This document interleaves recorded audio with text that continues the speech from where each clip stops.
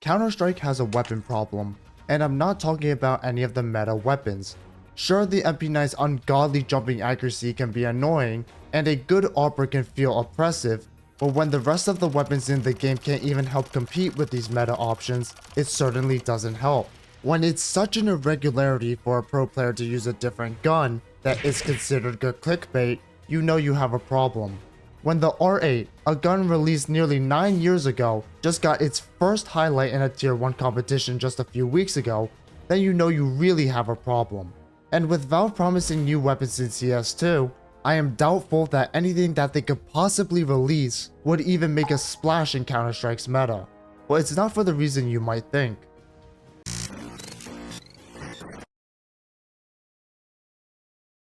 Psst, hey kid. This video is sponsored by SkinsMonkey. SkinsMonkey is a 24/7 online trading service for CS2 that is extremely easy to use. You just select your skins that you want to trade, the skins that you want to trade for, and they'll send you the offer.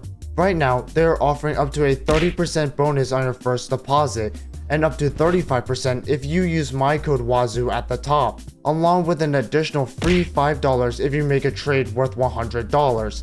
That's a lot of free money. Check out SkinsMonkey today and use my code WAZOO. Thank you, SkinsMonkey. Counter-Strike has a very strict weapon meta. The game has historically revolved around the balance between the AK-47, the M4s, and the AWP. The rest of the weapons then are supposed to be different means to get to these weapons, whether it be by granting the user a lot of money on kill, or having a niche way to take down a more equipped target. But these weapons are never supposed to overshadow the main weapons of Counter-Strike. Now, that is not necessarily a bad design philosophy. Valve clearly favors a weapon meta where there are reliable weapons that players can use comfortably in every situation, with a few niche options that are stronger in certain situations, but generally weaker in all others. This is actually how Valve balanced one of their other popular games, Team Fortress 2. In TF2, the stock weapons are the strongest, most generally applicable options out of all of the weapons, with each unlock supposedly being a side grade. Of course, there are a few outliers here and there. Some weapons just provide too much value over stock to replace, while others are irreparably bad and are relegated to meme status. But generally, Team Fortress 2 enjoys a pretty healthy and diverse weapon meta.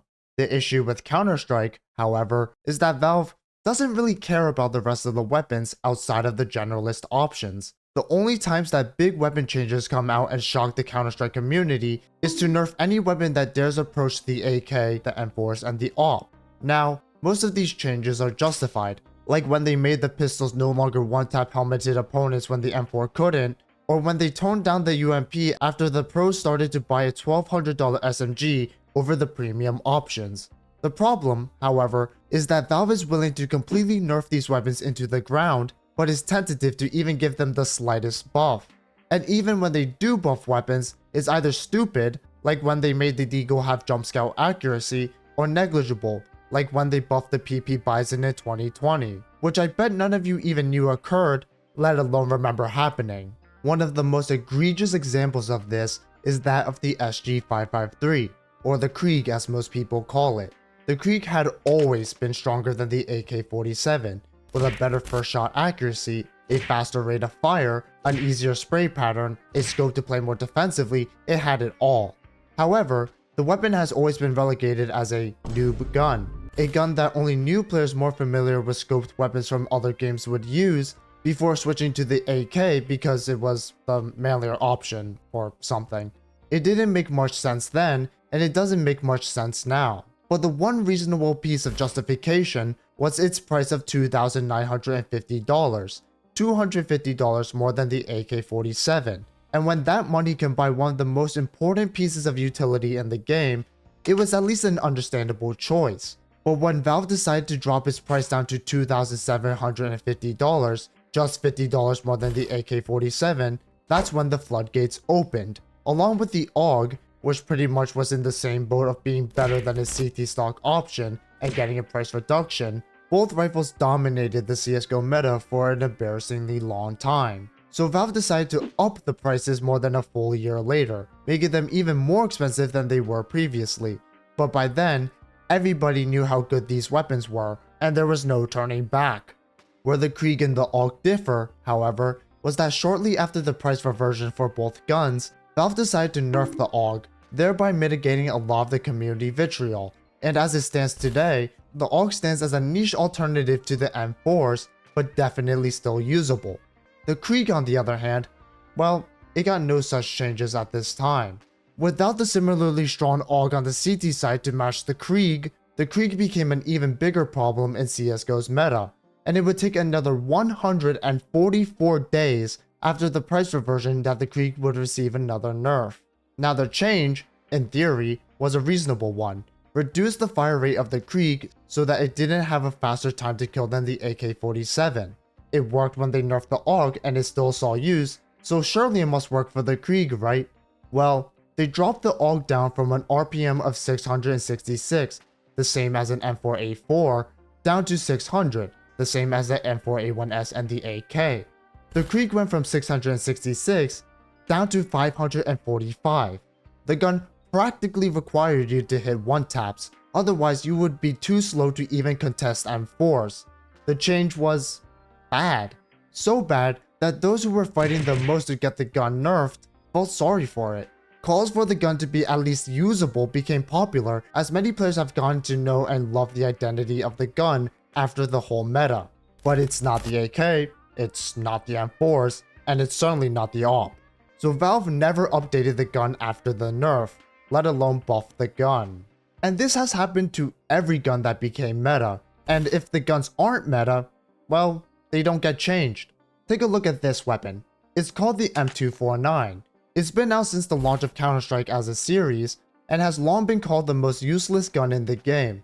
It's not bad per se, but the high cost, lack of one-tap headshot, and slow movement speed have always lent the gun to being a bad value proposition. Guess how many changes the gun has received in CSGO and CS2? I'm not making this up. And guess what that change was? It was an animations update back in 2023.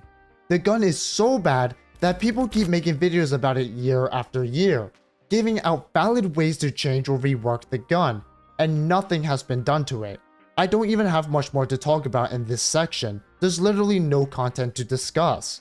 So Valve clearly doesn't care about the weapons that they do have, but they could always just release new weapons.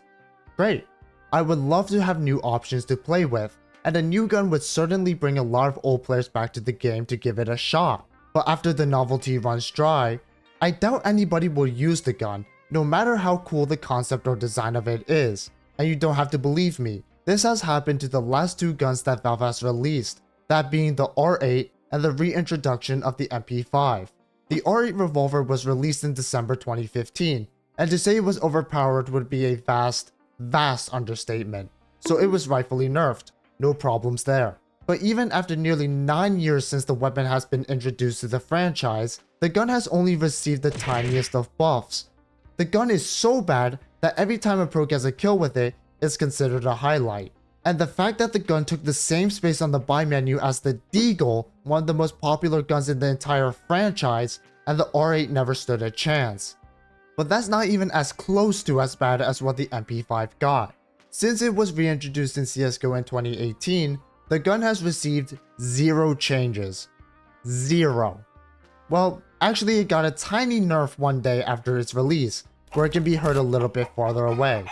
A gun that some consider to be the worst in the game has received 0 changes in its entire lifespan from CSGO to CS2. So, what's the solution? Valve clearly doesn't want to change the weapons on their own volition, so what can we do? We should complain more. That might sound like a joke, but Valve has historically shown that they do listen, which sounds like a bigger joke now that I've said it, but it's true. They might be as slow as a sloth and only make absolutely microscopic changes, but they do make changes. This happened with the scope meta, this happened when pistols were overtuned, this happened when the UMP dominated the pro scene, and it happened just recently with the changes to the XM1014. Towards the tail end of CSGO, and at the beginning of CS2, the XM1014 has seen a surge in its use due to YouTubers such as ungodly popularizing the gun and showing its potential. However, perhaps what these YouTubers really uncovered was just how good this gun is compared to its ease of use. Although the weapon saw very limited use in pro play, the weapon began terrorizing lower elos, and cries for a nerf were heard far and wide. And those cries did reach Valve, who just a few months ago lowered the kill reward of the XM from $900 down to $600, making it less efficient to earn money. It's not a lie, but at the same time, it's a sign that Valve is listening. But that's the problem. People usually don't complain about weapons being too weak. It's only a blatant issue when a weapon is too strong. And if no one is actively raising their concerns about the current state of weapons, well, what does Valve need to fix? It doesn't matter that the weapons never see use, it just matters that you're content enough with the good weapons that it doesn't feel unbalanced. Which brings me to the final, but most important part of the video. Why should you care? I'm willing to bet that most of you are either completely fine with the meta and don't want to potentially ruin it, which is a fair stance, or that you care about the more pressing issues in the game, which is also fair. But eventually, these issues will be fixed, and the game is going to need new content. And when Valve does make good on their promise to release a new weapon, I wouldn't want it to be relegated to the same realm as the rest of these weapons. We could have such a rich and diverse weapon meta if Valve took the time to experiment and change their already existing weapons just a little bit. We've already seen how such a seemingly insignificant change can completely change the entire perception of a weapon in the Counter-Strike community. It's not enough to say a meta is good solely based on whether the strong weapons are balanced relative to each other. There also needs to be a good deal of variety so that not only does the game feel fresh, but also that it would be more accessible to new players who would want more diversity to keep their interest.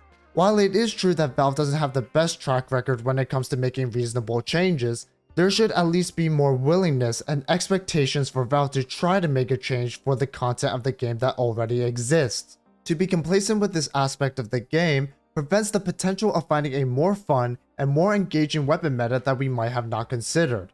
But that's just what I think. Let me know what you guys think in the comments down below, and I'll see you guys very soon.